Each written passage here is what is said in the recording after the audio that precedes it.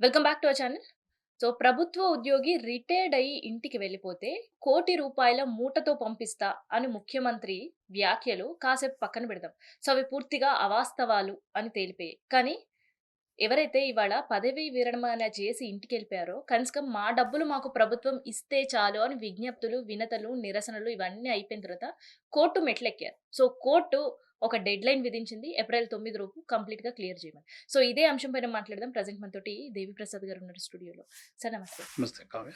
So ఉద్యోగుల సంఘాలకు సంబంధించి తొలినాళ్ల నుంచి ఇప్పటి వరకు మీ పోరాటం కంటిన్యూ అవుతుంది. అసలు ఈ ఉద్యోగుల గురించి పోరాటాలు ఆగవా సార్? అంటే ఒక 3 దశాబ్దాలు ప్రభుత్వ సర్వీస్ చేసి ప్రశాంతమైనటువంటి జీవనం కుటుంబ సభ్యుల మధ్య గడపాలని, ఎటువంటి మానసిక ఆందోళన లేకుండా తనకు వచ్చిన డబ్బుతో శేష జీవితం గడపాలని, అనారోగ్యంగా ఉంటే ఆరోగ్యం కుదుటపడేటట్టు చేసుకోవాలని, పిల్లలకు అవసరమైతే ఏదైనా ఆర్థిక సహాయం చేయాలని కలలు కనేటువంటి సగటు తెలంగాణ రిటైర్డ్ ఉద్యోగికి ఇవాళ కళ్ళల్లో కారం కొడుతున్నది రేవంత్ రెడ్డి ప్రభుత్వం. ఇది చాలా స్పష్టంగా, ఎందుకంటే మార్చి 24 నుంచి మొన్న మన ఫిబ్రవరి 26 వరకు రిటైర్ అయినటువంటి 24,672 మంది ఉద్యోగులకు సంబంధించిన తాము దాచుకున్న డబ్బులు తాముకి ఇస్తలేరు. కావి ఎంత విషాదం అంటే సార్ ఇది చాలా జీపీఎఫ్ దౌర్భాగ్యం. దౌర్భాగ్యం అందామా, ఇంకా ఇంకా ఏ పదాలు వాడదాం. జీపీఎఫ్ తమ దాచుకున్న డబ్బు తమకి ఇస్తలేరు. జిఎల్ఐ గ్రూప్ లైఫ్ ఇన్సూరెన్స్ అని స్టేట్కి సంబంధించినటువంటి ఇన్సూరెన్స్, అది కూడా ఉద్యోగి జీవితం నుంచి కట్ చేసుకుంటారు. ఎందుకంటే శేష జీవితంలో ఇవన్నీ అక్కడికి వస్తాయి. జీపీఎఫ్ కానీ జిఎల్ఐ కానీ ఇవన్నీ సేవింగ్స్. ఈ ఈ రెండు తర్వాత ప్రభుత్వ సర్వీసులో ఉన్నప్పుడు లీవులు పెట్టకుండా కష్టపడి పనిచేసి తమ లీవులు దాచుకొని రిటైర్ అయ్యేటప్పుడు 10 నెలలు లీవ్ ఎన్కాష్మెంట్ చేసుకుంటారు. ఈ లీవ్ ఎన్కాష్మెంట్కి సంబంధించి లేదు. 3 దశాబ్దాలు పనిచేస్తున్నందుకు ఇచ్చేటువంటి గ్రాట్యుటీ లేదు. అంటే ఒక్క మాటలో చెప్పాలంటే పెన్షన్ కాగితం ఇంటికి ఇచ్చి మొత్తం ₹1 కూడా ఇవాళ ఉద్యోగులకు చెల్లించినటువంటి ఒక దౌర్భాగ్యమైనటువంటి పరిస్థితి నేను 32 సంవత్సరాలు ఆంధ్రప్రదేశ్లో కావచ్చు, తెలంగాణలో కావచ్చు జరుగుతున్నటువంటి అన్ని ప్రభుత్వాల పరిపాలన చూసిన. గతంలో ఏపీ ప్రభుత్వం ఉన్నప్పుడు కూడా ప్రభుత్వ ఉద్యోగులు ఇబ్బందులు ఎదుర్కొన్నారు చూసారు. ఉద్యోగం చేసే వాళ్ళకి అదే పరిస్థితి, రిటైర్మెంట్ అయ్యే వాళ్ళకి అదే పరిస్థితి. సో ఇప్పుడు అదే గోస మళ్ళీ ఇప్పుడు రిటైర్ అయిన వాళ్ళని చూస్తున్నాం, ప్రభుత్వ ఉద్యోగుల్లో కూడా చూసే పరిస్థితి. ఏం జరుగుతుంది? 10 సంవత్సరాలు మళ్ళీ వెనక్కి వెళ్ళిపోయిందా? అంతే కదా మరి. అంటే ఉద్యోగులు ఎంతో కాలం పోరాడి సాధించుకున్నటువంటి హక్కులన్నీ చివరికి తమ దాచుకున్న డబ్బులు కూడా తమ ఇవ్వకుండా వేధించేటువంటి ఏకైక ప్రభుత్వం అది కాంగ్రెస్ ప్రభుత్వం. చరిత్రలో నిలిచిపోయే ప్రభుత్వం. ఎందుకు సార్ గతంలో టీడీపీ హయాంలో కూడా ఇట్లాంటి ఇబ్బందులు? టీడీపీ హయాంలో 9 డిఏలు ఆపినారు కావ్య, కానీ రిటైర్మెంట్ అయినటువంటి ఉద్యోగులకు సంబంధించిన బెనిఫిట్స్ ఆపలే ఎప్పుడు కూడా. ఇప్పుడు కాంగ్రెస్ ఏమైపోయింది అంటే కాంగ్రెస్ టీడీపీ నుంచి వచ్చిన ముఖ్యమంత్రి కాబట్టి డబుల్ ధమాక, డిఏలు ఆపుతున్నాడు, పెన్షన్ల డబ్బులు ఆపుతున్నాడు. అంటే ఈ ఆఖరికి చివరికి 26,000 మంది 10,000, 15,000, 5,000 ఖర్చు పెట్టి హైకోర్టు మెట్లెక్కారు. హైకోర్టు మెట్లెక్కి 26,000 మంది పిటిషన్లను నిన్న జడ్జి గారు చూసి వాళ్ళు దాచుకున్న డబ్బు వాళ్ళకి ఇయ్యరా, ఇదేం దుర్మార్గం అని చెప్పి ప్రభుత్వానికి ఏప్రిల్ 9లోగా గడువు పెట్టాలని నిన్న ప్రిన్సిపల్ సెక్రటరీని పర్సనల్గా హాజరుగామని తాకీదు చేశారు. నిన్న శాసనసభ కొంత అటు ఇటు లేట్ కావడానికి కూడా ప్రిన్సిపల్ సెక్రటరీ ఒక కారణమని పత్రికలు ఇవాళ వార్తలు చూసిన. ప్రిన్సిపల్ సెక్రటరీకి ఇంకొక వార్న్ చేసిందట. Serious warn. ఏప్రిల్ 9 వరకు కనుక డబ్బులు చెల్లించకపోతే ప్రతిసారి మీరు పర్సనల్ గా అటెండ్ అవ్వాల్సింది కోర్టు అని. కానీ నిన్న హరీష్ రావు గారు, మా బీఆర్ఎస్ పార్టీ ఉపనాయకుడు, ఈ రిటైర్మెంట్లకు సంబంధించినటువంటి డబ్బు ఎంత పెండింగ్ ఉంది, మీరు పిఆర్సీ ఎప్పుడు ఇస్తారు, ఏవో అధికారంలోకి వచ్చినప్పుడు అనేక హామీలు ఇచ్చిండ్రు, సిపిఎస్ రద్దు చేస్తామన్నారు, ఏవి కూడా మరి ఏం చేస్తలేరంటే నిన్న డొంకదిరుగుడు సమాధానం బట్టి విక్రమార్క చెప్పి కనీసం రిటైర్ అయినటువంటి 1,006 మంది వాళ్ళు ఇచ్చారు కదా, 1,006 మంది రిటైర్డ్ ఎంప్లాయీస్ కి బెనిఫిట్స్ ఇచ్చారు. 1,006 మందికి ఏం సరిపోతుంది? 25,000 మంది రిటైర్ అయితే దాదాపుగా 1,006 మంది అంటే ఎంత పర్సెంటేజ్ కావే? 4% మ్యాక్సిమం. అంటే 96% ఉద్యోగులకు ఆ 4% కూడా ఎవరు? గిట్లే కోర్టు మెట్లు ఎక్కిన వాళ్ళు, లేకుంటే బట్టి విక్రమార్కకు తెలిసిన వాళ్ళు, ఏదన్నా ఎమ్మెల్యేలు పెద్ద ఎత్తున ప్రెషర్ పెట్టిన వాళ్ళు, లేకుంటే అమ్మాలు ఇచ్చుకున్న వాళ్ళు. దాన్ని కూడా మళ్ళీ ఇయ్యాల్సింది. అంతే కదా. ఓపెన్ గా ఈ రాష్ట్రంలో ఏం జరిగింది మొన్నటి వరకు ఓ 10%, 12%, మొన్న ఒక ఆయన 10% అంటే లేదన్నా ఇప్పుడు పెరిగింది 12 అని ఒక కాంగ్రెస్ నాయకుడు చెప్తున్నాడు. ఆ! అంటే ఎంత అంటే 12% ఇస్తే వీళ్ళ 12% ఇస్తే వీళ్ళు రిలీజ్ అవుతున్నాయి అని చెప్పి బయట చర్చ జరుగుతాం. హ్మ్. కాబట్టి ప్రభుత్వం ఏం చేయాలంటే పారదర్శకంగా ఉండాలి. 700 కోట్ల రూపాయలు మేము ప్రతి నెల విడుదల చేస్తామంటే 700 కోట్లు రిలీజ్ చేస్తే సంవత్సరానికి 8400 కోట్లు అవుతాయి కావ్య. హ్మ్. ఎవ్రీ మంత్ మళ్ళీ రిటైర్ అవుతారు ఉద్యోగులు. ఎవ్రీ ఇయర్ మళ్ళీ మ దాదాపుగా ఒక 1000 మంది రిటైర్ అవుతారు ప్రతి మంత్. హ్మ్. ఈ 1000 మంది మళ్ళీ అక్యుములేట్ అవ్వకుండా పోతాయి. హ్మ్. అంటే నువ్వు 700 కోట్ల రూపాయలు ఇస్తే ఎన్ని సంవత్సరాల వరకు రిటైర్మెంట్ ఉద్యోగులకు డబ్బులు క్లియర్ కావాలి? ప్రభుత్వానికి ఏమైనా ఆలోచన అయితే ఉందా? ఇక్కడ రిటైర్మెంట్ వయో పరిమితి పెంచింది బీఆర్ఎస్ ప్రభుత్వం. గతంలో కూడా ఇట్లాంటి ఇబ్బందులే బీఆర్ఎస్ ప్రభుత్వం కూడా ఎదుర్కొన్న పరిస్థితులు చూసినాం. ఇప్పుడు కావ్య కేవలం రిటైర్మెంట్ బెనిఫిట్స్ వాయిదా వేసుకోవడానికి రిటైర్మెంట్ ఏజ్ పెంచలేదు. రిటైర్మెంట్ ఏజ్ ఎందుకు పెంచారంటే చాలా కాలంగా ఈ రాష్ట్రంలో డిమాండ్ ఉంది 60 సంవత్సరాలు చేయాలి. కేంద్ర ప్రభుత్వ ఉద్యోగులకు 60 ఏళ్ళు, హ్మ్. క్లాస్ 4కు 62 ఏళ్ళు, ఐఏఎస్లకు 60 ఏళ్ళు, యూజీసీ వాళ్లకు 62 నుంచి 65 ఏళ్ళు, ఇట్లా రకరకాలుగా రిటైర్మెంట్ ఏజ్ ఉంది. హ్మ్. కేంద్ర ప్రభుత్వ ఉద్యోగులతో సమానం చేయాలని చాలా కాలంగా ఈ రాష్ట్ర ఉద్యోగులు అనేక సందర్భాల్లో డిమాండ్ పెట్టారు. హ్మ్. కానీ మేము తొలినాళ్ళలో తెలంగాణ తెచ్చుకున్నటువంటి తొలినాళ్ళలో తెలంగాణ రాష్ట్రం తెచ్చుకున్నదే నీళ్లు నిధులు నియామకాల కోసం కాబట్టి హ్మ్. ఇప్పుడే యువతకు మనం రిటైర్మెంట్ ఏజ్ పెంచడం వల్ల అనవసరమైనటువంటి సమస్యలు ఎదురైతాయి. కొత్త మన వాళ్ళకి ఉద్యోగ అవకాశం పోతది. అవకాశాలు ఒక మాటలో పోతాయి చెప్పాలంటే. అని చెప్పి మేమే ఈ మొదటి దఫా గవర్నమెంట్లో వాటిని రిటైర్మెంట్ ఏజ్ను ఉద్యోగ సంఘాలు ఎవరు పెట్టినా కూడా పెట్టకుండా ముఖ్యమంత్రి గారు రెండో చెప్పిన దఫాలో చేశారు. చేసి రెండవ దఫాలో 20 తర్వాత ఒకవైపు ఏమో విభజన చట్టంలో పోయినాక ఆంధ్రప్రదేశ్ కొంతమంది ఉద్యోగులు, తెలంగాణలో కొంతమంది ఉద్యోగులు, ఒకరికేమో 62, ఒకరికేమో 60. హ్మ్. ఇదేం పద్ధతి? కొంత స్ట్రీమ్ లైన్ చేయాలని చెప్పి ప్రభుత్వం ఉద్యోగ సంఘాల, ఉపాధ్యాయ సంఘాల భావనను ఆ రోజు ఎన్నికల సభలో కేసీఆర్ గారు ప్రసంగించి వారికి హామీ ఇచ్చింది, అమలు చేసిండు. హ్మ్. ఇచ్చిన హామీని అమలు చేయడంలో భాగంగా ఎన్నికల ముందే హామీ ఇచ్చిండు కేసీఆర్ ఇక్కడ గారు. ఉద్యోగులని రాష్ట్ర విభజన జరిగిన తర్వాత పంపించిన మళ్ళీ డెప్యుటేషన్ వేసుకొని మరి తెలంగాణ శాఖల్లో తెచ్చుకుంటున్నారు కదా. కూర్చుంటున్న పరిస్థితి. ఇప్పుడు ఏంది దారుణం? అంత అంత ఆంధ్ర పాలన జరుగుతుంది తప్ప తెలంగాణ పాలన ఏంటన్నా కనబడుతుందా మరి కావ్య మనకు? తెలంగాణ ఉద్యోగుల గోసేంది, వాళ్ళ పరిస్థితి ఏంది? నిరుద్యోగులు అరణ్య సరిగ్గా రోదన చేస్తారా? అరణ్య రోదన వాళ్ళు చెప్పి అడ్వైజర్లు వాళ్ళే, శాఖల పెత్తనం వాళ్ళదే, గత ప్రభుత్వం మీద ప్రెస్ మీట్లు పెట్టి వీళ్ళు దుర్మార్గులు, దుశ్శాసనులు, ఈ రాష్ట్రాన్ని దోచుకుంటురని ఒక సుపారీ బ్యాచ్ ఉంది, ఐఏఎస్ బ్యాచ్ అని చెప్పి హ్మ్. ఈ పిసిసి అధ్యక్షుల వారే సెలవిచ్చారు కదా ప్రెస్ మీట్లలో. హ్మ్. మళ్ళీ అదే టీం ఇవాళ వెళ్తున్నది. హ్మ్. అంటే ఏంది దీనిలో అసలు మాత్రం ఆంధ్ర ఉద్యోగుల నుంచి తెలంగాణకు విముక్తి ఉంటదా? ఉండదా? ఈ ఈ ప్రభుత్వంలో అయితే ఉండే అవకాశం కనబడతలేదు. అక్కడ పనిచేసేటోళ్ళు ఇక్కడికి వచ్చి మళ్ళీ వాళ్ళు ఇక్కడ రిటైర్ అయ్యి ఆల్రెడీ తెలంగాణ ఉద్యోగులే రిటైర్ అయ్యి డబ్బులు రాక ఇబ్బందులు పడుతున్న సమయంలో మళ్ళీ వాళ్ళు రిటైర్ అయితే రాష్ట్ర ఖజానా నుంచే వాళ్ళకి పెట్టాల్సిన పరిస్థితి. తప్పని పరిస్థితి. ఇప్పుడు సో ఆదిత్యనాథ్ దాస్ అట్లనే సొంతోళ్ళం కూడా సరే పెట్టారు. అట్లనే ఎవరైనా తెలంగాణ ఉద్యోగులు గనక చెయ్యాలి అనుకుంటే ఏపీకి ట్రాన్స్ఫర్ చేస్తారా? ఏడ జీరో కదా. చేస్తారు? ఆడ ఎవరున్నారని. ఇప్పుడు తెలంగాణ వాళ్ళు ఎవరు ఆంధ్ర గోదామని ప్రయత్నం చేస్తారు కావ్య? తెలంగాణ వాళ్ళని వాళ్ళు తీసుకోరు ఫస్ట్. రెండవది అక్కడికి పోతే అనేక రకాల మానసికమైనటువంటి ఇబ్బందులు ఎదుర్కోవాల్సిన పరిస్థితి వస్తుంది. ఇక్కడి వాతావరణం, అక్కడి వాతావరణం, రకరకాల సమస్యలు.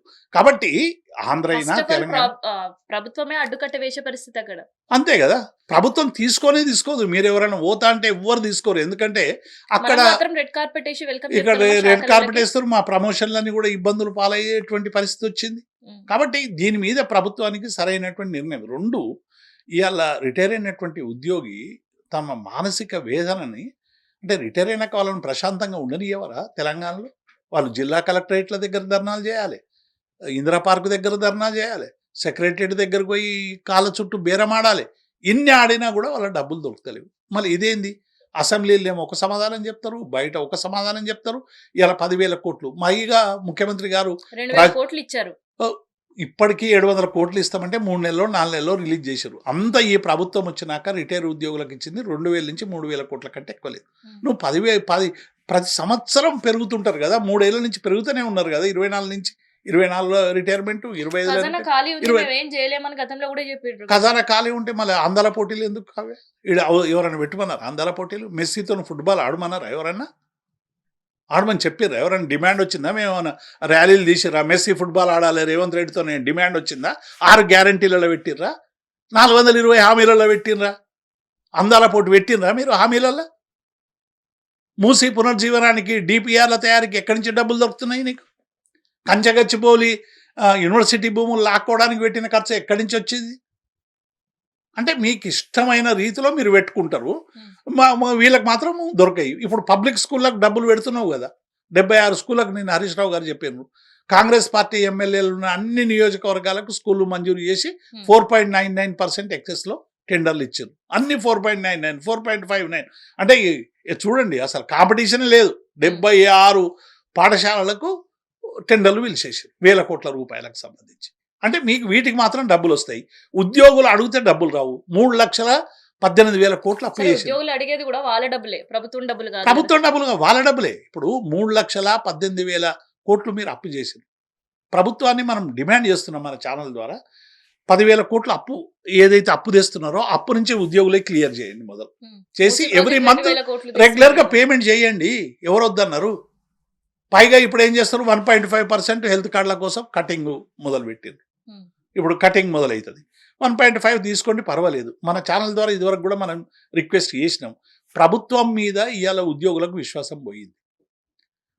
తమ తండ్రి మీద తమ కొడుక్కే విశ్వాసం పోతున్నటువంటి ఒక దుర్మార్గమైనటువంటి ఒక సంస్కృతి పెరుగుతున్నటువంటి నేపథ్యంలో ఇలా తండ్రి లాంటి ప్రభుత్వం మీద కూడా కొడుకు లాంటి ఉద్యోగికి విశ్వాసం లేకుండా పోయింది. కారణం ఏంది? బీఆర్ఎస్ గతంలో ఉపయోగించిన స్ట్రాటజీ పైనే ప్రభుత్వం ఆలోచనలు ఉంటున్నాయి అనే వార్తలు కూడా వినిపిస్తున్నాయి. అది మీ వరకు కూడా వచ్చి ఉంటది. బీఆర్ఎస్ ఇంకోసారి వయో పరిమితి పెంచాలి, ఇప్పుడు బెనిఫిట్స్ కాదు, చనిపోయేంత వరకు ఉద్యోగం అని చెప్పరాదు కావ్య. ఇంకెందుకు ఈ కథలన్నీ ఎందుకు? ప్రభుత్వాలు నిజంగానే మాకు చేతులు ఎత్తేస్తున్నాం, మాకు రిటైర్మెంట్ డబ్బు లేవు, చనిపోయినప్పుడు అన్న డబ్బులు ఇవ్వాలిగా. చనిపోతే ఇప్పుడు ఉన్న కొత్త సౌకర్యం ఏంటంటే రేవంత్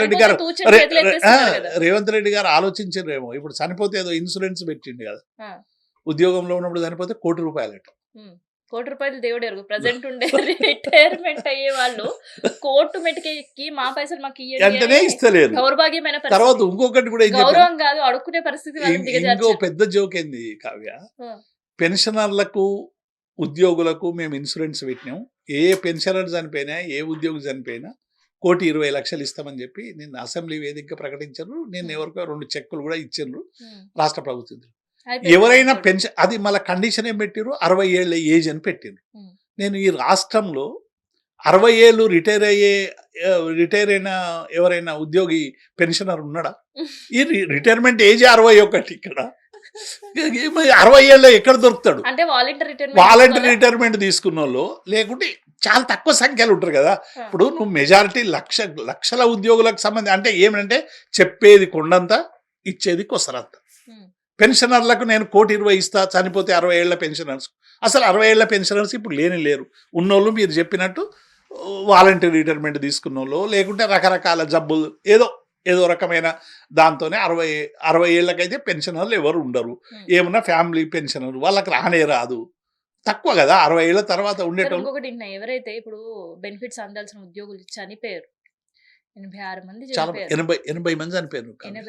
86 అని అంటున్నారు నిన్న లెక్క. 86 మంది రిటైర్మెంట్ అయిన వాళ్ళ కుటుంబాలకి ఇంకా బెనిఫిట్స్ లేవని ప్రభుత్వం చేతులు ఎత్తేసిందనే వార్తలు కూడా వినిపిస్తున్నాయి. అందుకే చనిపోయారు కదా వాళ్ళందరూ కూడా పాపం. మరి ఏంది వాళ్ళ పరిస్థితి ఏంది? డబ్బులు వాళ్ళ కుటుంబానికి కూడా రావా? ఇప్పుడు వస్తాయి. ఇక చనిపోయినాక లీగల్ ఎయిడ్స్కి ఇవ్వాల్సిందే కదా కావ్య. హైకోర్టు ఆర్డర్ ఇచ్చింది కదా, బహుశా 9లోగా మనం డిమాండ్ చేస్తున్నాం ప్రభుత్వాన్ని. నిజంగా మీకు అనిపిస్తుందా? నాకు తెలిసి నాకైతే ఈ 9 వరకు క్లియర్ చేస్తుందా, లేదంటే మళ్ళీ కోర్టుకి మళ్ళీ ఇంకో సంవత్సరం? ఇప్పుడు ఏమైతుంది కావ్య, 9 వరకు ఇవ్వాలి, పేమెంట్ ఇవ్వాలి అంటే ప్రభుత్వం నుంచి మళ్ళీ నిధులు విడుదల కావాలి కొత్త బడ్జెట్ ప్రకారం. ఈ ప్రాసెస్ గురించి మళ్ళీ వాళ్ళు కౌంటర్ ఇస్తారా, ఏమిస్తారా మనం చూద్దాం. కానీ చాలా సీరియస్గా నిన్న జడ్జి గారు అయితే ప్రభుత్వాన్ని మందలించిండు. కాబట్టి ఇప్పటికైనా ప్రభుత్వం ఆలోచించి మానవతా హృదయంతో కావచ్చు, లేకుంటే ఏ హృదయమైనా పెట్టుకోండి, మీరు బండరాయి హృదయమైనా మానవతా హృదయమైనా ఏ హృదయమైనా అనుకోండి, మీరు వాళ్ళకు మాత్రం ఇవ్వాల్సినటువంటి డబ్బులు ఇవ్వాలి కదా. అంటే రిటైర్ అయితే మేము ఇక చావు నయం అనేటువంటి పరిస్థితి ఎందుకు రావాలి రిటైర్ అయిన ఉద్యోగులకు? ఎంత దుర్మార్గం ఇది. ఇక ఉన్న ఉద్యోగుల పరిస్థితి మనకు తెలుసు. పిఆర్సీ లేదు, నిన్న పిఆర్సీ మేము 31 మార్చి వరకు పొడిగిస్తున్నామని చెప్పి రేవంత్ రెడ్డి గారు నేనే చెప్పారు. 31 మార్చి వారం రోజులకు లేదు. నివేదిక ఇచ్చినాక మేము పరిస్థితి, నివేదిక ఇస్తారా వాళ్ళు ఎప్పుడైనా?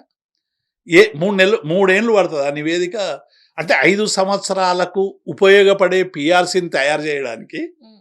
3 ఏళ్ళు సమయం. ఇది భారతదేశంలోనే ఓ రికార్డు కావ్య. 5 సంవత్సరాల టెన్యూర్కు తయారయ్యే ఒక ప్రణాళికను తయారు చేయడానికి 3 సంవత్సరాలు పడుతున్నదట మా శివశంకర్ గారికి. సరే, ఇక్కడ మనం ఒకసారి గవర్నమెంట్ ని అప్రిషియేట్ చేయాలి. మీరు కూడా గుడ్ అని చెప్పాలి. యా, తప్పకుండా మన ఛానల్ ద్వారానే మొదటి డిమాండ్ పెట్టినాం. నేను అదే చెప్పబోతున్నా. మా ఈ ఛానల్కు నేను ప్రత్యేకమైన కృతజ్ఞతలు తెలియజేస్తున్నా. మన ఛానల్ ద్వారానే ఈ విషయాన్ని మనం చాలా బాహటంగా చెప్పినాము. ఇవాళ అనేక మంది అంటే ఉమ్మడి కుటుంబాలు విధ్వంసమైనటువంటి ప్రభుత్వ నేపథ్యంలో ఉద్యోగులు కూడా తల్లిదండ్రులను పట్టించుకుంటారు. అంటే ఉమ్మడి కుటుంబం అట్లాంటి వాళ్ళకి 15% అనేది కంప్లైంట్స్ చాలా. రేజ్ చేసిన వెంటనే దట్టు ఒక 30 to 35 డేస్ లో కంప్లైంట్ క్లోజ్ చేయాలని సీఎం సార్ ఇచ్చిన ఆదేశాలు. నేనేమంటున్నా కావ్య, ఇవాళ మానవ సంబంధాలు మృగ్యమైపోయినాయి, ఉమ్మడి కుటుంబాలు విధ్వంసం అయిపోయినాయి. ఎక్కడ కూడా తల్లిదండ్రులకు పెన్షన్ వచ్చే తల్లిదండ్రులను తప్ప డబ్బులు లేని తల్లిదండ్రులను చూసేటువంటి వ్యవస్థ రోజు రోజు లోపిస్తున్నారు. చాలా తక్కువ శాతం వాళ్ళ పట్ల ప్రేమ ఉండి చూసుకుంటే వాళ్ళు ఉన్నారు, లేరని మనం సమాజంలో అనలేము. డెఫినెట్గా ఉన్నారు. కానీ మెజారిటీ 60-70% మంది తల్లిదండ్రులు ఇలా వేదనలు. చాలామంది మనం చూస్తుంటాం కలెక్టరేట్ కార్యాలయానికి వచ్చి నన్ను కొడుకు ఎలగొట్టిండని, ఇంట్లో ఉంటే ఖాళీ చేపిస్తున్నాడని, అన్నం పెడతలేడని, ఇద్దరు మనం ఏదో భార్యాభర్తలు ఇద్దరిని మనం చూసినాం, ఏదో డాక్టరేట్లు ఎక్కడో భిక్షాటన చేస్తున్నారు, మా అన్ని కూడా గుంజుకున్నారు కొడుకులు అని చెప్పి ఇట్లా వార్తలు వస్తే ఒక్కసారి మన హృదయం అంతా కూడా కదిలిపోతుంది కదా. డెఫినెట్గా రేవంత్ రెడ్డి కృతజ్ఞతలు ఈ విషయంలో. ఎందుకంటే రేవంత్ రెడ్డి కృతజ్ఞత చెప్పే అవకాశం మొదటిసారి వచ్చింది. ఎందుకంటే రేవంత్ రెడ్డి గారు ఏం మంచి పని చేసినా మనం కృతజ్ఞత చెప్పాల్సిందే కదా. అయితే ఇప్పటి వరకు మనం రిటైర్మెంట్ ఉద్యోగుల గురించి మాట్లాడుకున్నాం. ప్రభుత్వంలో ప్రజెంట్ ఉద్యోగాలు చేస్తున్న ఉద్యోగులు పిఆర్సీ కోసం వాళ్ళ కొట్లాట.